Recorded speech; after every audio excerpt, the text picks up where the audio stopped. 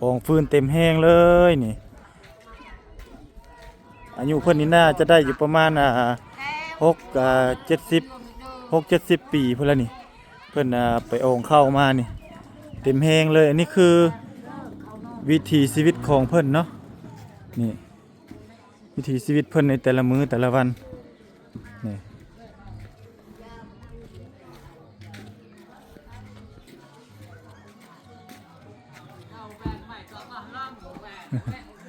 เสร็จก้มไม่เท่าก้มลงโอ้เราหูเนาะลาสลาดพอดีเนาะมาเฮือนเราเลยถ่ายแม่ในบ้านอันนี้แม่นบ่แม่ในบ้านบ่